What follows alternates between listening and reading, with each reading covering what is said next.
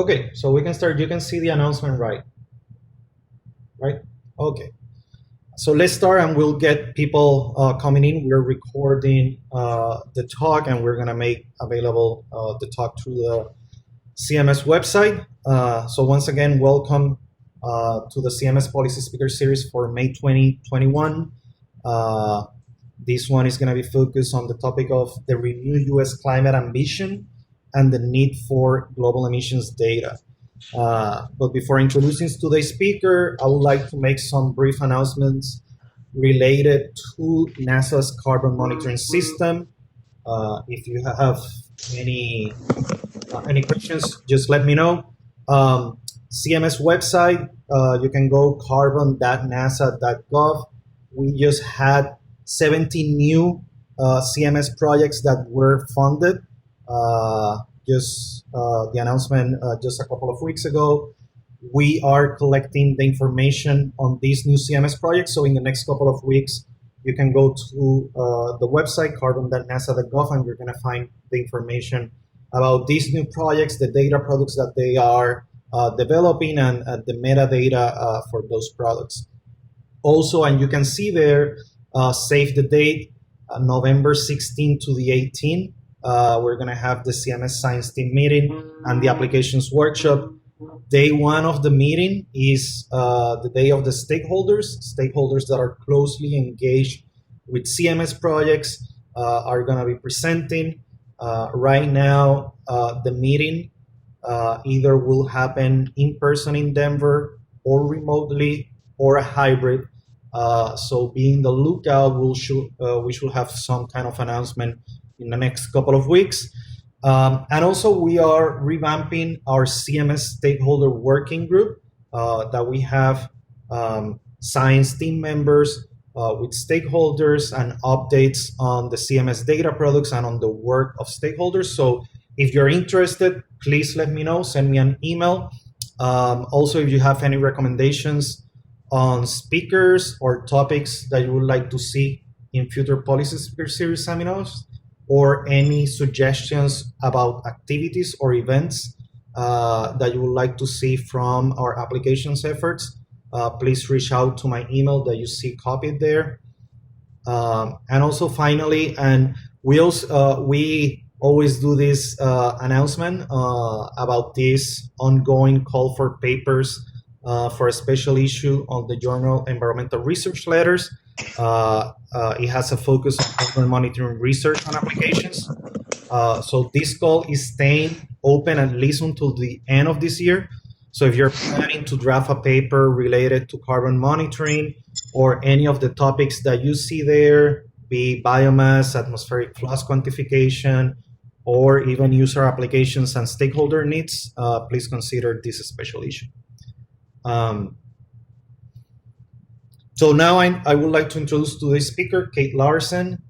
Kate is a director at the Rhodium Group, and she leads the firm Climate Tech Data Service and also the International Climate Policy Research.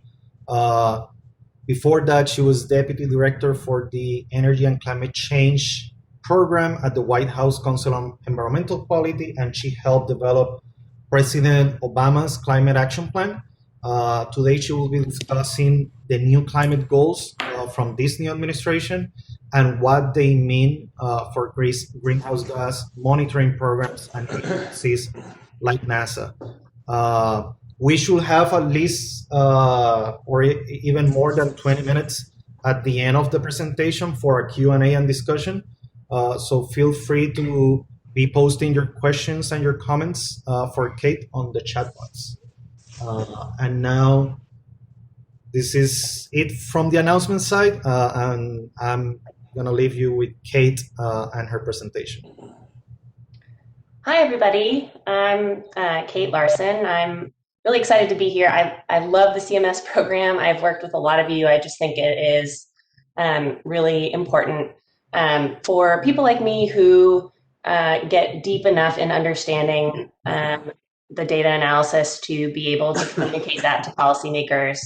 I have as part of my background just an understanding how I work with data. I came from the State Department, where I spent 6 years as a U.S. negotiator in the UN Framework Convention and helping both negotiate the provisions on measurement, reporting, and verification, but also on mitigation targets. So a lot of that required a deeper understanding of what data do we have, how much do we know about what's happening in the US, what's happening in other countries.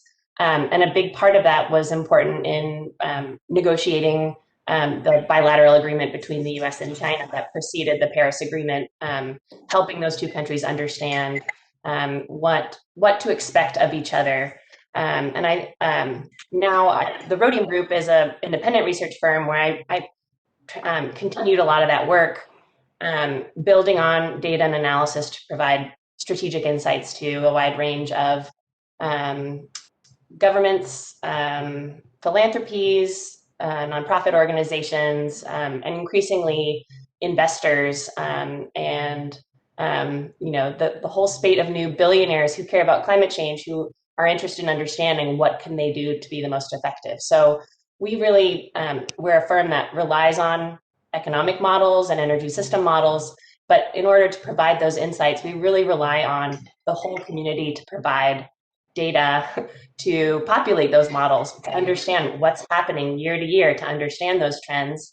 And so we really benefit from the full suite of work that's coming out of organizations like yours, to understand what's going on in the world. So I'm going to today really focus on a policy perspective, from a policymaker's perspective. What is the information that policymakers need in order to make the decisions important to this stage of climate policy that we're in now, which is a re-engaged US under the Biden administration, a goal-setting period where countries are setting goals for 2030 and for mid-century, and I think a ramped-up implementation phase where countries will need to understand how effective their policies are at making emission reductions.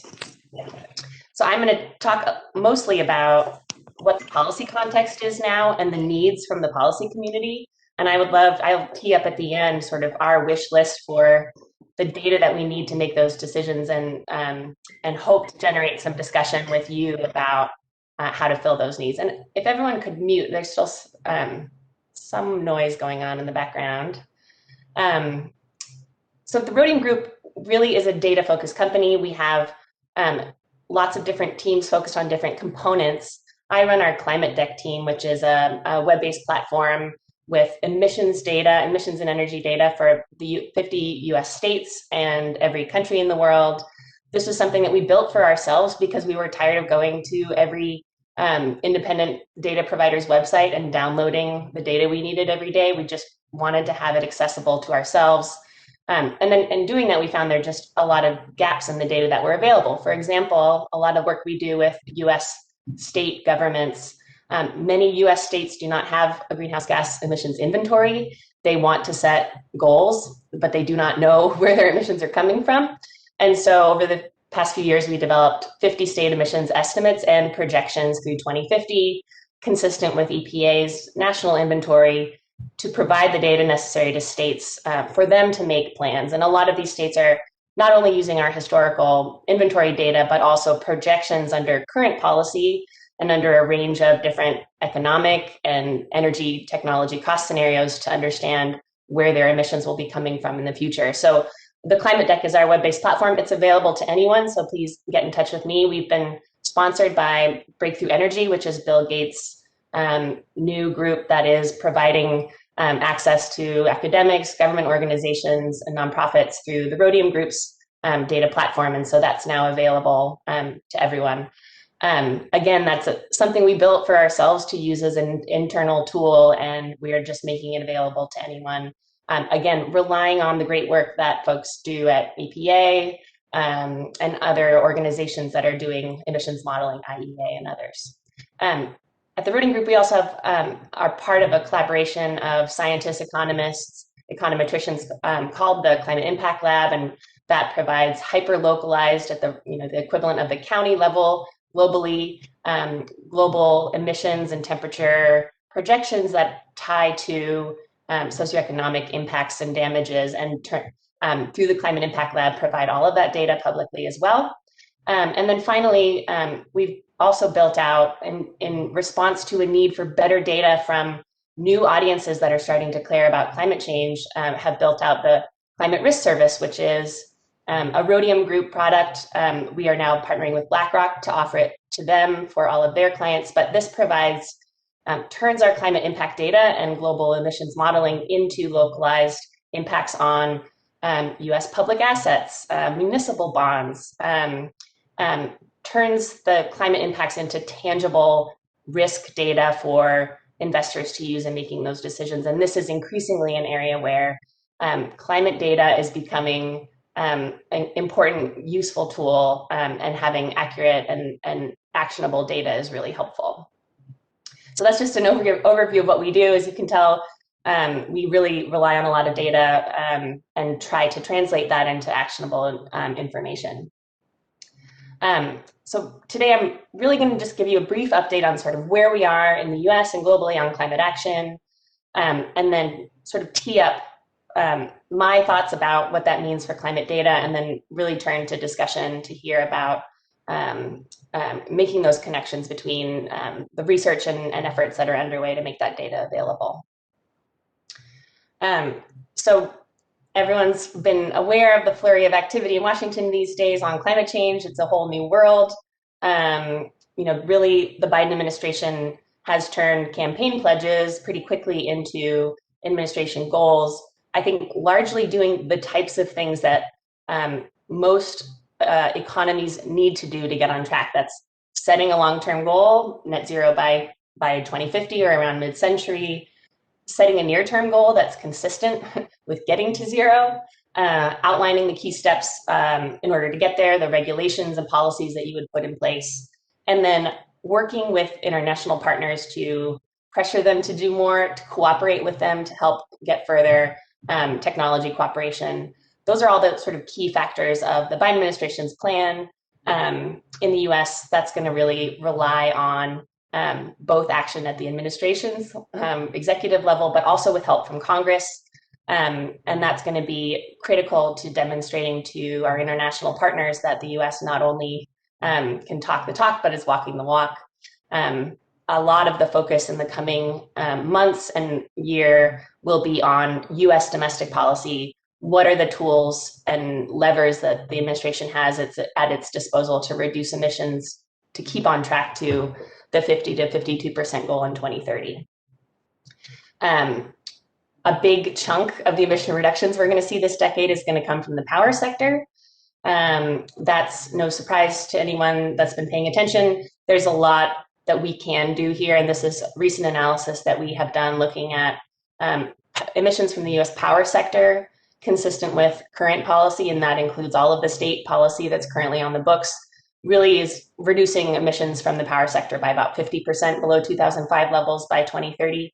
With some limited executive action, you can go a little bit further, pairing that with executive or with legislative action and along the lines of what's been announced or what's been proposed in the Senate, tax credits for renewables, electric vehicles, and carbon capture and retaining nuclear.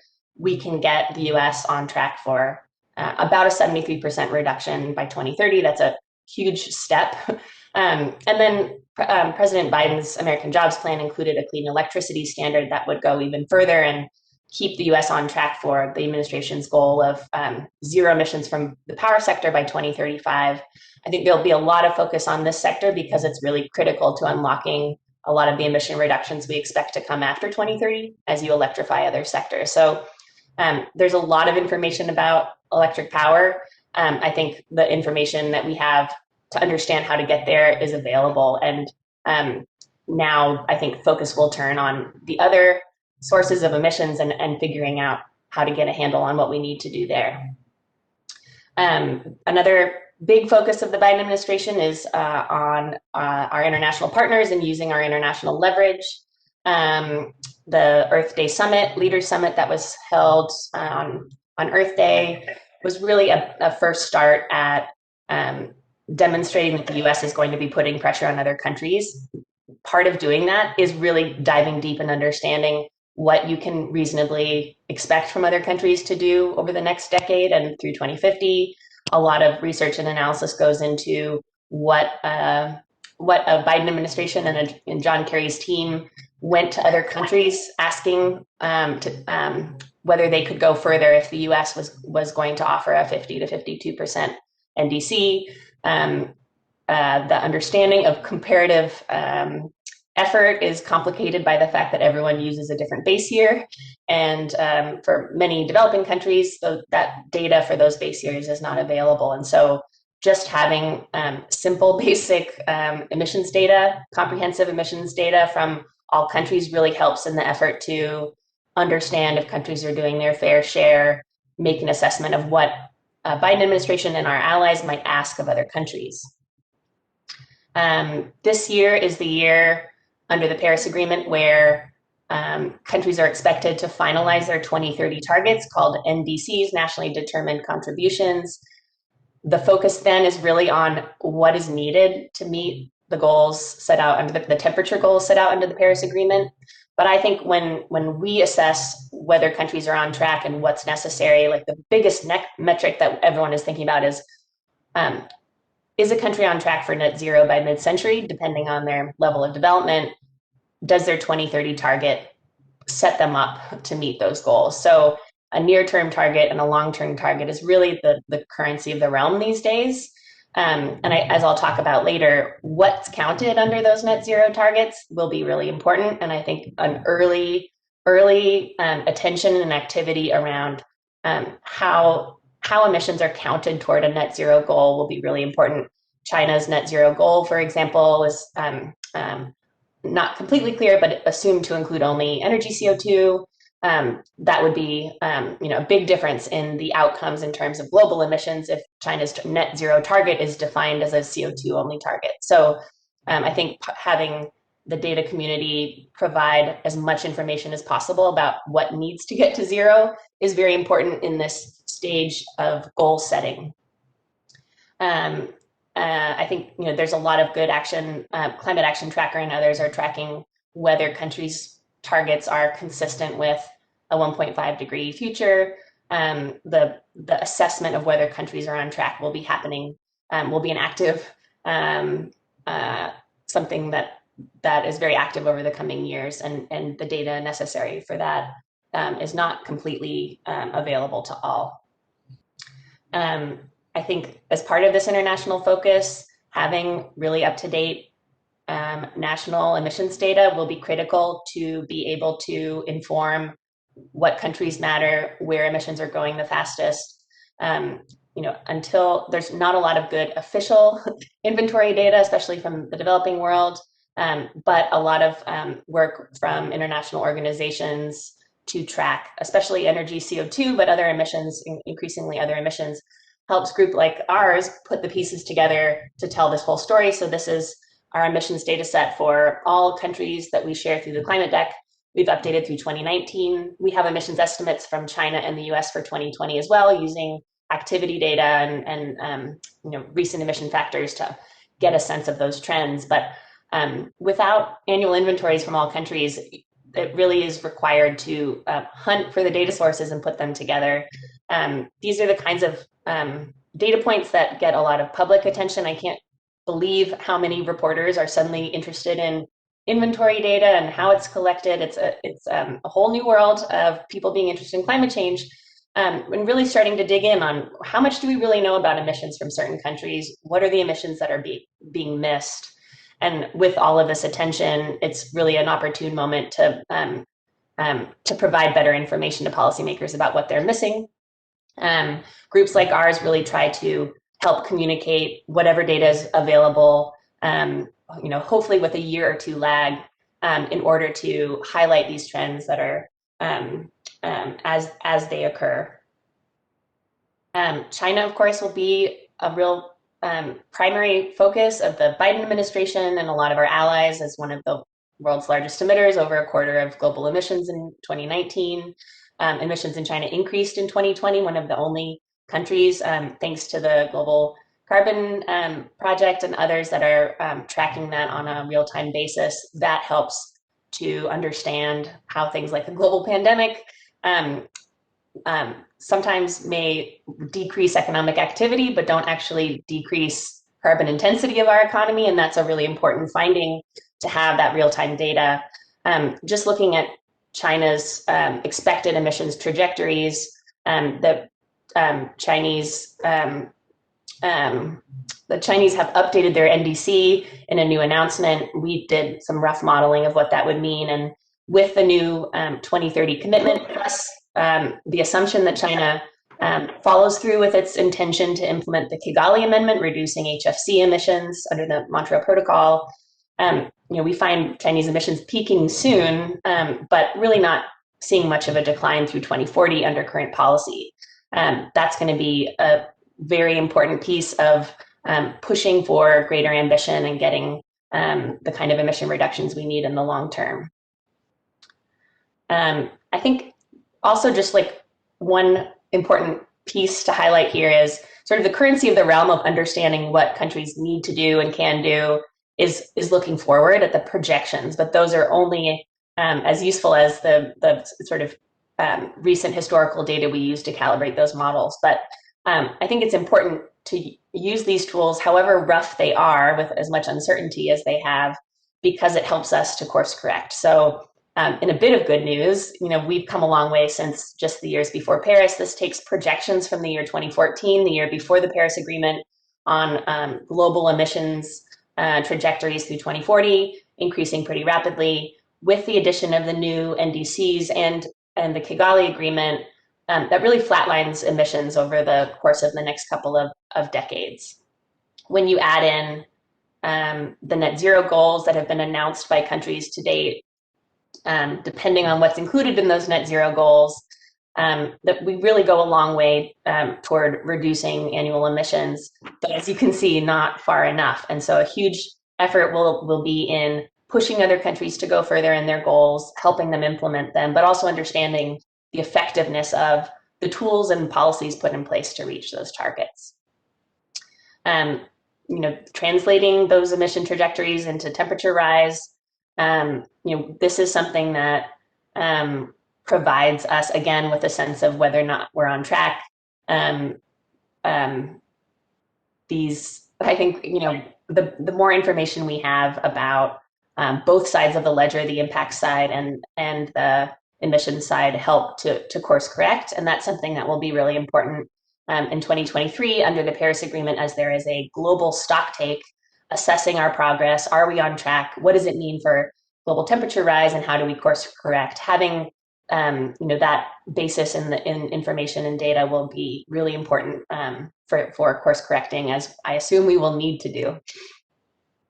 And then just to wrap up, this is a look at sort of the pieces of a climate plan that any head of state would put together. I'm using the Biden administration as an example of how the administration thinks about all the pieces that come together, and what kind of data sources are necessary.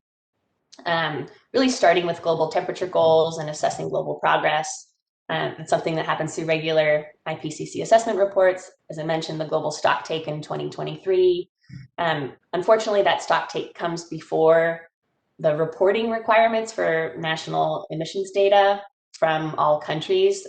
All countries are not required to report their emissions until 2024 under the Paris Agreement. So third-party data is going to be important to fill in the gaps for that 2023 stock take. And then the Paris Enhanced Transparency Framework, that's the new MRV. I'm still learning all the new acronyms for the same thing. That will be an important process every couple of years for countries to assess whether other countries are on track. Having the data available to make those assessments will be pretty critical. Countries are in the process right now really focused on setting those national 2030 and 2050 targets. Again, as I mentioned in the lead up to the summit, having information about your country's relative contribution to historic and future emissions, per capita emissions, and other metrics, really getting a handle on the historic and future contribution of land sinks and the uncertainty surrounding that helps set those goals in a responsible way. understanding how much you assume sinks will, the load sinks will take on through 2050 is really important to calibrating how much direct air capture you will need, or how much coal you'll need, quickly you'll need to phase down coal. All of those sort of relative assessments of how far you need to go will really depend on an understanding of all of the sources of emissions and how they will evolve over time. And then again, annual inventories and projections are important for tracking progress on a national level. Domestic policy planning really sort of zooms in, really getting a handle on sectoral emissions from oil and gas, from agriculture, from industry, and all of the various industrial subsectors. Having that data really helps provide confidence in policymaking and regulatory action. There'll be an increased focus, I think, especially in the US, on those ancillary impacts on criteria pollutants and understanding the impacts on vulnerable communities. Having that data will really help in setting more ambitious policies. And again, I feel like I have to have this bullet on everything, is just a better understanding of forests, but also forests in all lands, and how the type of policies that the US is contemplating, how they interact, both climate related and conservation focused efforts, how they work together. Implementation and tracking is really where I think after this year, after countries have set their targets, after the US has laid out, the Biden administration has laid out its overall plan, again, really getting down into our emissions really coming from where we thought they were coming from, seeing progress on an annual basis, troubleshooting if the types of policies and regulations put in place are actually having an effect. Again, the example of methane super emitters, really understanding where you can get the bulk of emission reductions with the least amount of action. Who are you?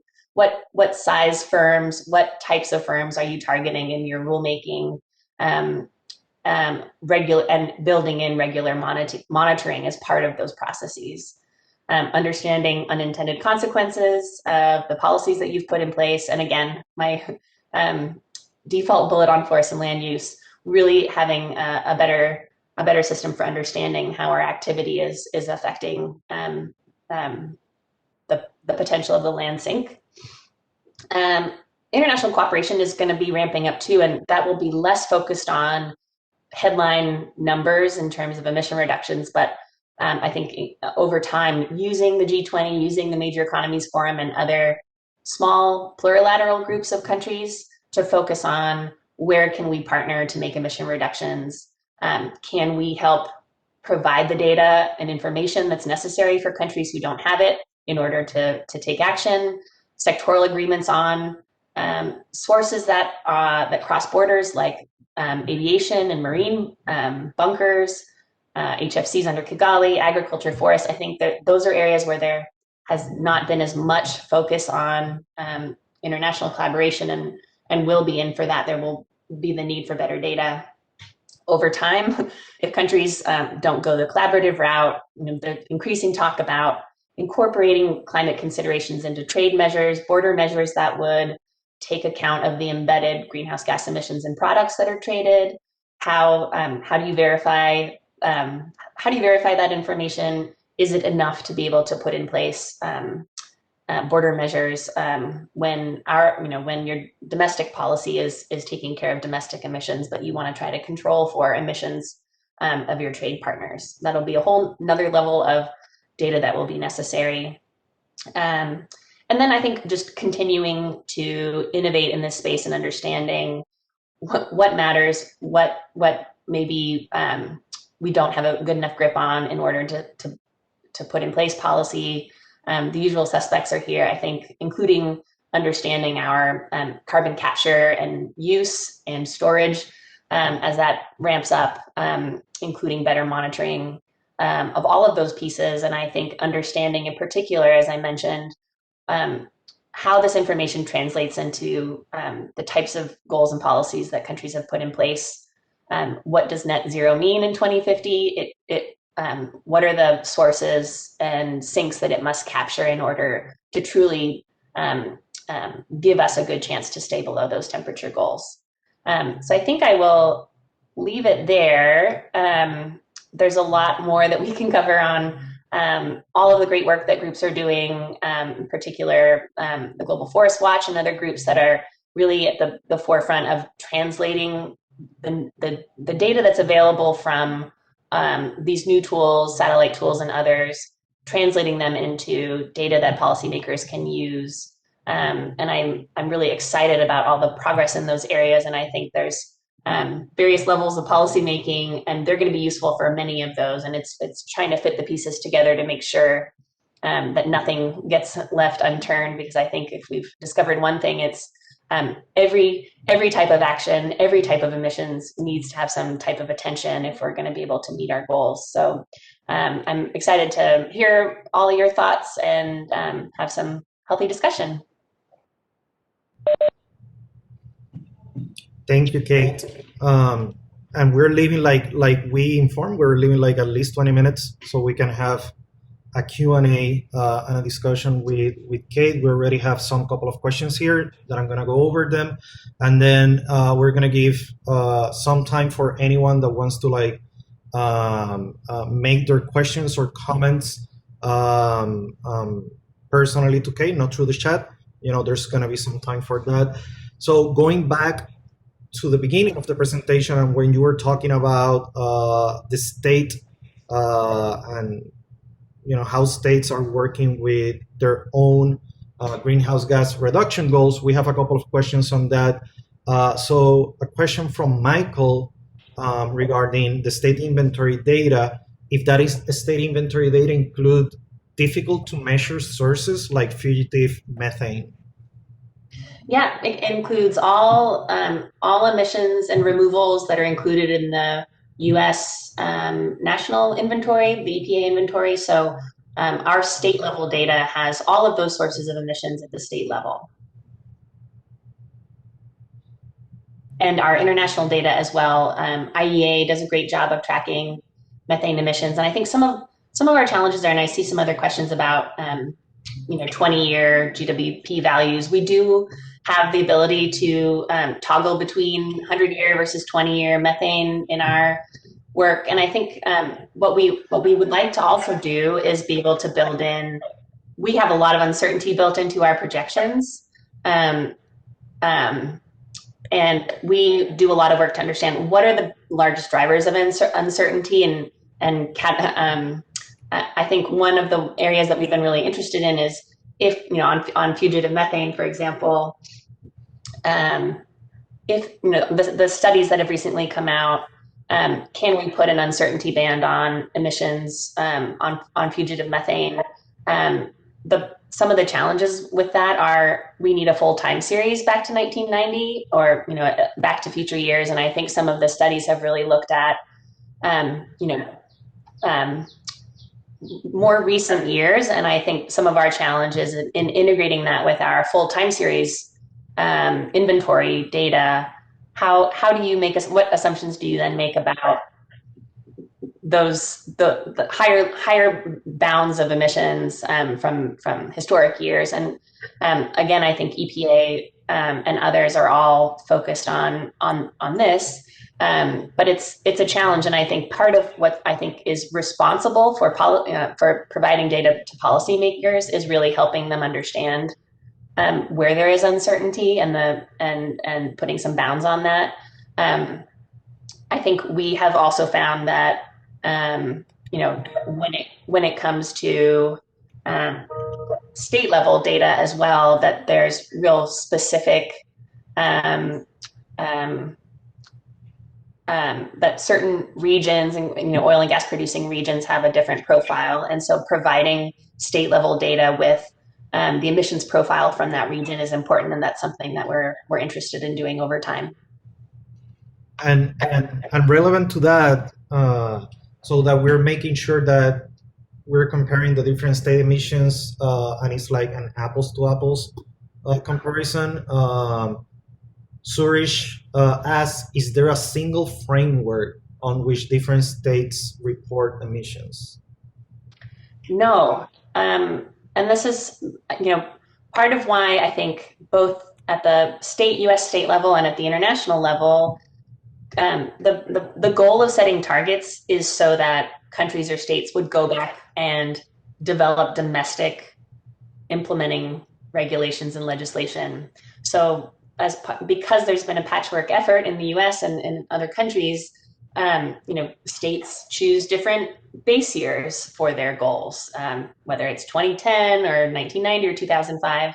And states have also set different scope for their goals. So some states don't include land use. Some states don't include power imports, the emissions associated with power that's imported into the state.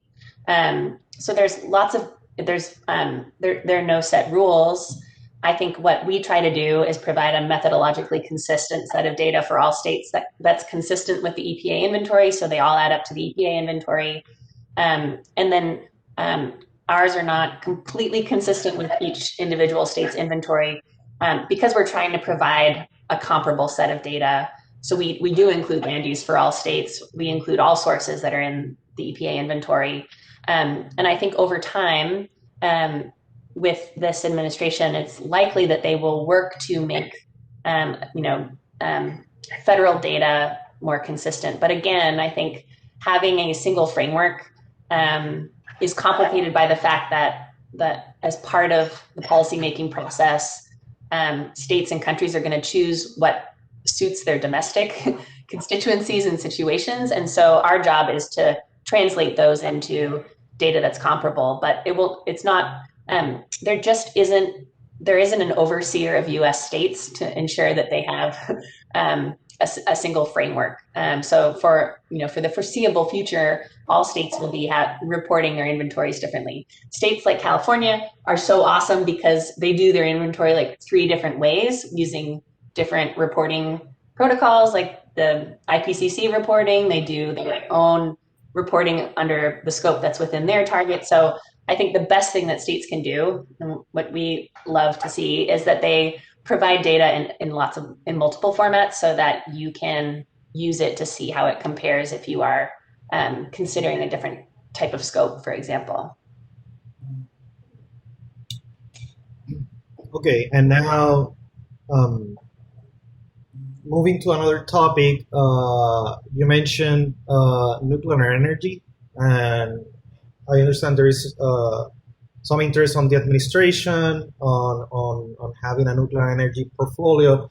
So Kevin was asking if you could elaborate on the nuclear energy portfolio, and he mentions, isn't nuclear more expensive than renewable? Sure. I mean, so nuclear is currently a large chunk of our power generation mix. I think like 18 to 19%.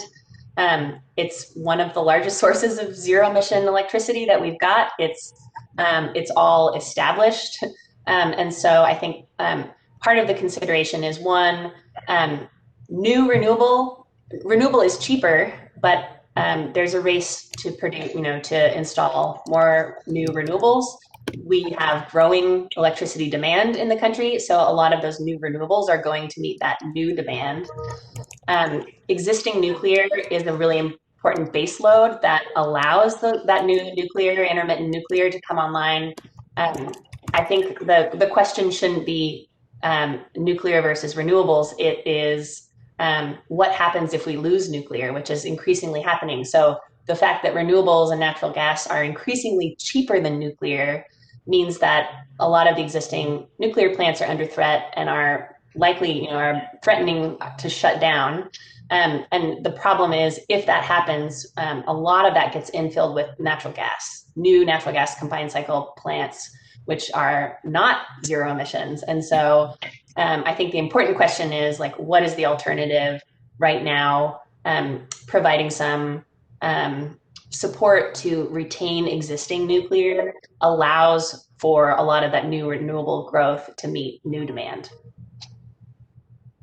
And I have copied on the chat a summary of the summit that happened a couple of weeks ago that you mentioned, and there in one of the bullet points there is mention of launching the first program to support the use of small modular reactors. And FIRST stands for Foundational Infrastructure for the Responsible Use of Small Modular Reactor Technology.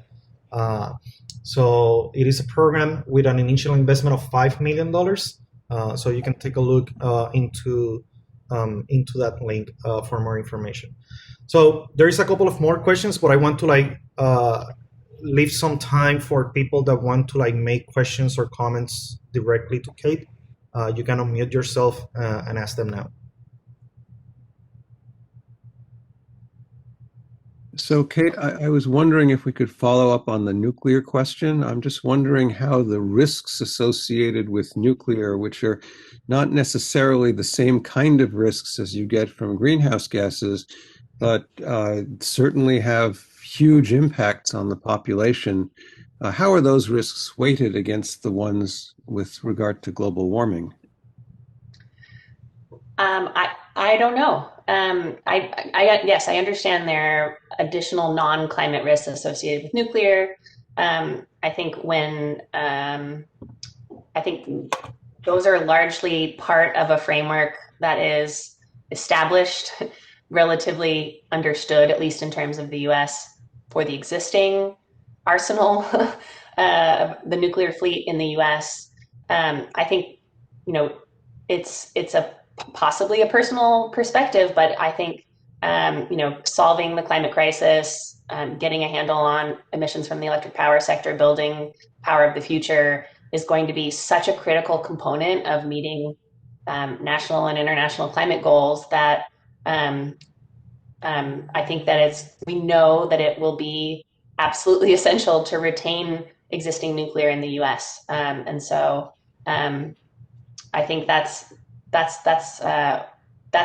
has to be a huge piece of this puzzle. And I think along with that goes improving the safety and understanding of the other non-climate impacts of nuclear and getting a handle on those.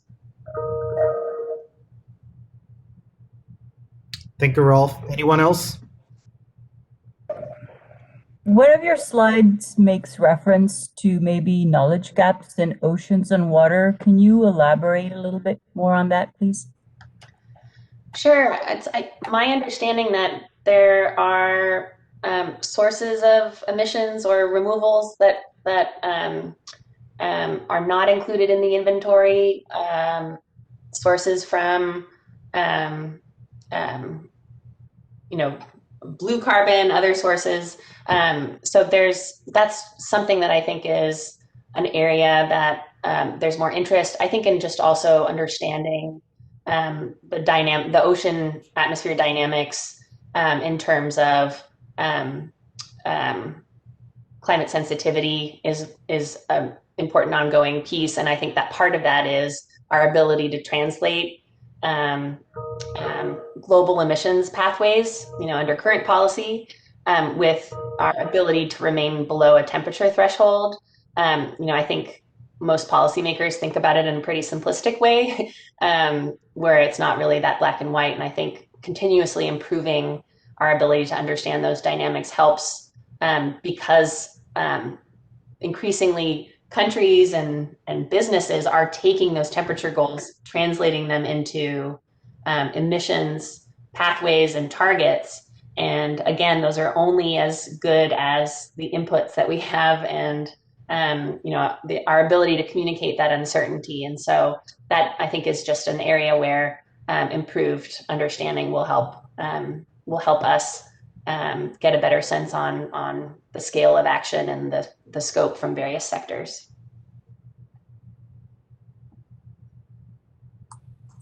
But I think there could be other, I think I'm trying to find names on this list, but I know that there are other people here who are more active in the development of the US inventory and who work on that, who might be able to answer that question. Hey, Kate, this is John Steller from EPA. I help coordinate part of the effluent sector inventory. But yeah, to get at that point, one area that we're looking at building into the inventory is coastal seagrasses. So we've recently included with coordination closely with NOAA coastal wetlands and the carbon stock changes associated with those land uses and land use conversions. But there's some of these smaller subcomponents that we're looking at adding. Another key piece that will be added to the inventory over time and that we're working on is methane from reservoirs. So large inland reservoirs primarily from dams and potentially very large agricultural reservoirs will be added over time because that's currently not included in the inventory, but there's been recent IPCC guidelines that have provided some methodologies to help quantify those categories.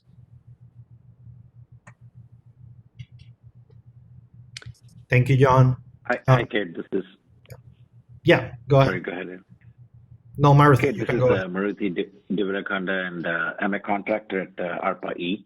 A quick question. In terms of your overall inventory calculation made by carbon dioxide or methane, especially, I think my question is more specific to methane here. Do you look at the ag sector and the landfills and other individual sectors as well, and perhaps provide recommendations in terms of what should be the best, what should be the mitigation strategy to achieve the goal, what we are trying to achieve by 2030 or 2050 timeframe? Yeah, we look at everything. I think, especially because there are some really well characterized sectors that we have a deep understanding, and I think there's finally bandwidth and interest from policymakers to go deeper. So, California is a good example of, at the cutting edge of expanding your policy to include a wider scope. And I think, in particular, short-lived climate pollutants and methane, getting a handle on all the various sources, oil and gases, the particular focus right now, but from livestock and other agricultural sources. We do. So I think at the localized level, there's a lot of work that California Air Resources Board is doing on detecting methane. I know working with folks here. Part of it is just understanding where emissions are coming from, catching super emitters. But then I think there's also there's a lot of work in sort of looking in looking at the innovation and technologies that are going to be needed to address each of these smaller sources. It's not like the power sector where you have renewables and that's your technology of choice and you work on the grid and it's a big centralized kind of approach. And when you start looking at these smaller sectors, really understanding where emissions are coming from, what are the tools and technologies that can address it. We've been doing a lot of work with Breakthrough Energy, again, the Bill Gates team, but their focus is doubling down on the technologies we have and on renewables and others, and then investing in the technologies of the future. And part of informing that exercise, and this is what, in terms of Breakthrough Energy's investment in new companies, is can we invest in companies that are going to remove over a gigaton of emissions?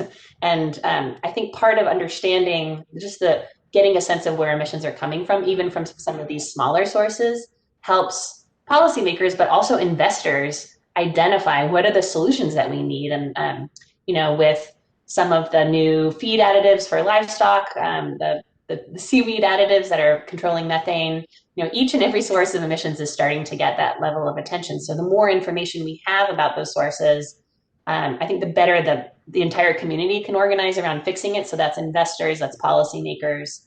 And I think that increasingly agriculture and land use is an area where countries are going to turn to focus. And that's just, I think, because it hasn't really gotten the attention that others have, and it's a really ripe area for understanding. I hope that answered your question. Yep, thanks, Kate. I had a question. Hello, this is Gianpaolo Balsamo from ECNWF. So thank you very much, Kate, for the very nice talk. I typed also my question, which is really related to uncertainties. So I was wondering how you plan to consider and take care of uncertainties or discrepancies when you use satellite information and you confront them to inventories. So could you elaborate on that? Thank you. Yeah, that's a great question. I think it will really depend on, for policymakers, what questions they're trying to address. And for me and people that are looking at sort of overall global solutions and then national strategies for getting there, what I look for, and this is one of the hardest things to find, is just I would love to have annual emissions and removals from forests and other lands on an annual basis. And I think the Global Forest Watch and others are starting to do this. For me, we use a lot of outdated FAO data on emissions from land use. I'm embarrassed to say, but there's not a whole lot out there that's really consistent with the inventory scope. And so, at a minimum, I think I'm thinking about work that we did looking at how some of the major economies are doing on their commitments. And for Brazil, for example, just trying to understand what's the relative up and down of emissions related to land use and land use change over the last few years, in particular when the fires came out. And I think some of the, in I think 2019 and 2018, but putting it in context for people, I think it was really hard when there were all those pictures of forests on fire for the general public and policymakers to understand, like, how big is this? How do I put this into the context of how damaging this is on, if you care about climate change, and the narrow perspective on what does this mean for the climate. I think at just that level of information, being able, and I think, again, GFW is starting to do this, to understand on a year-to-year basis what happened last year to overall emissions from forests in Brazil in 2018 and 2019, and as soon as possible to the current year, so that you can start talking about what you're seeing and its impact on climate.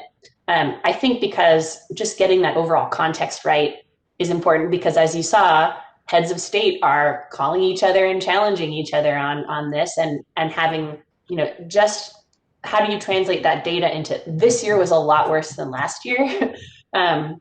So that's at the really high level, and having something like that is, I think, really important, and we're getting closer. And then again, when you're looking at inventories, because those are what's used to assess whether countries are on track or not, I think being able to communicate how much uncertainty there is, but then having sort of a consistent time series in order, again, to speak to those annual trends or monthly trends, whatever you are tracking. I think that's the key piece in my mind of being able to communicate how important is this, what matters, what's changing or what's happening. That's a narrow subset of policymakers. I know there are others that care about the deeper details more, but I think that's just an area where it would make a big difference in putting emissions from lands and forests in context of other sectors and giving it the attention that it needs. I think because people are wary of touching it because there's so much uncertainty. And so I think, again, it's being able to talk about recent trends and finding a way to communicate the uncertainty that isn't paralyzing to policymakers. Thank but you. I think there may be other people on this call who have ideas about that too. We have time for one more question or comment here, and then I have like one or two questions more on the chat.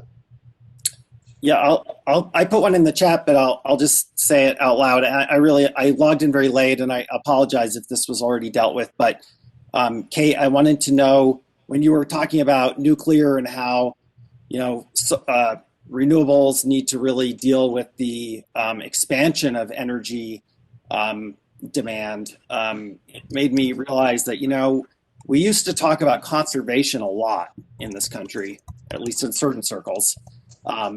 And it seems like with the expansion of cheap and reliable renewables, we don't do that anymore. And I don't know, this is a socio-political problem to some degree, but I just wondered if you could comment at all on your perspective on the role of energy conservation, primarily in the U.S., but more so globally.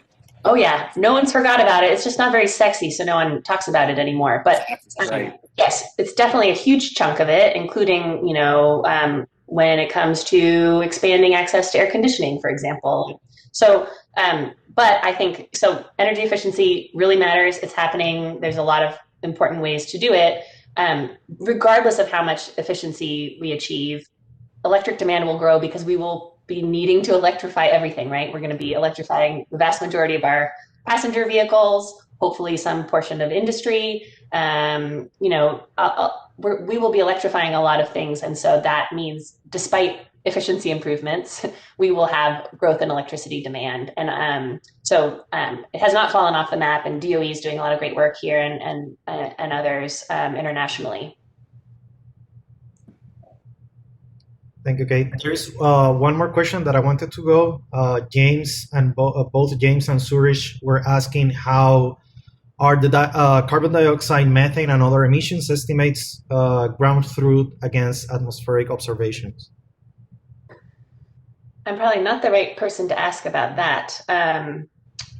I think that will be an important piece to raise as we continue to use national greenhouse gas emissions inventories to assess our global progress. I hope that is a part of the global stocktake conversation, a stocktake of, are we measuring the right things? How can we get better information to make sure that we're measuring the right things? I don't know if that's planned to be a part of it, but if someone would want to take that on, I would very much encourage it, because again, with the UN system as it's designed, the negotiations happen over the inventory and what's included in the inventory and which GWP values countries use. That is all negotiated by people who don't know a whole lot about what they're talking about. And so, or not all of them. So it's very surprising that those important features are negotiated rather than led by, just experts. But there are a lot of experts that participate in those conversations. So I definitely think it's important for the science community to talk to your policy friends to make sure that there's continued assessment of are the metrics we're using to keep countries on track and for setting those goals, do they include all the emissions that matter? And if they don't, how do we make sure that they do? Thank you, Kate. I don't think that we have more time. We have Kate share her email on the chat. I also shared the email at the beginning. If you have any follow-up questions, comments, please feel free to reach out to Kate or reach out to me. The recording and the slides of the presentation are going to be archived in the CMS website, carbon.nasa.gov, later this week, so you can take a look there. So thank you again, everyone, and thank you, Kate, for your time. And we hope to see every one of you, in future events that we have in CMS. Thank you. Thanks, guys.